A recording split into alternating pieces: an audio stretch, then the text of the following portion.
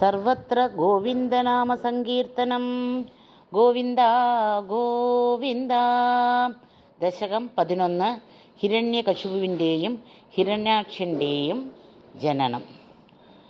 ക്രമേണ സർഗേ പരിവർദ്ധമാനേ കഥാപി ദിവ്യാഃ സനകാദയസ്തേ ഭവദ്വിലോകായ വികുണ്ഠലോകം പ്രവേദിരേ മാരുതമന്ദിരേശ. മനോജ്ഞൈ ശ്രേയസകാനനാദ്യൈഃ അനേകവാപി മണിമന്ദിരൈശ്ച അനോപമം തം ഭവതോ നികേതം മുനീശ്വരാः പ്രാപുഃ അതീതകക്ഷ്യാः. ഭവദ്ദിദിക്ഷൂൻ ഭവനം വിവിക്ഷൂൻ ദ്വാസ്തൗ ജയസ്താൻ വിജയോപ്യരുന്ധാം തേഷാം ച ചിത്തേ പദമാപകോപഃ സർവം ഭവത്പ്രേരണയൈവ ഭൂമൻ. വൈകുണ്ഠലോകാനുചിത പ്രചേഷ്ടൗ കഷ്ടയുവാം ദൈത്യഗതിം ഭജേതം ഇതി പ്രശപ്തൗ ഭവദാശ്രയൗ തൗ ഹരിസ്മൃതിർനോസ്തി മേ നേമതുസ്താൻ.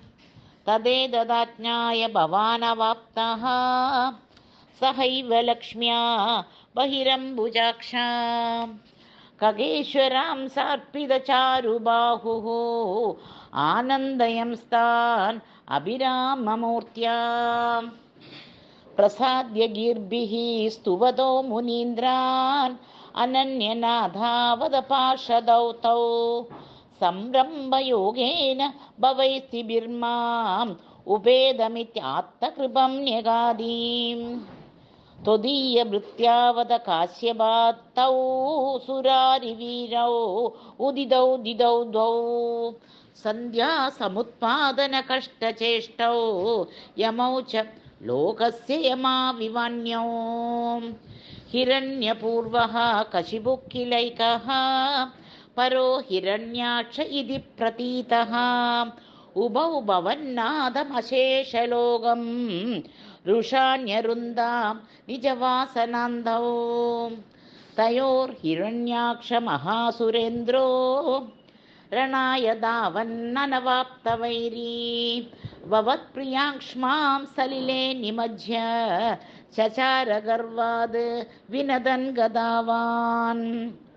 തതോ ജലേശാദ് സദൃശം ഭവന്തം നിശമ്യ ബഭ്രാമ ഗവേഷയം സ്വാം ഭക്തൈക ദൃശ്യസ്സ കൃപാനിധേ ത്വം നിരുന്തിരോഗാൻ മരുതാലയേശാം.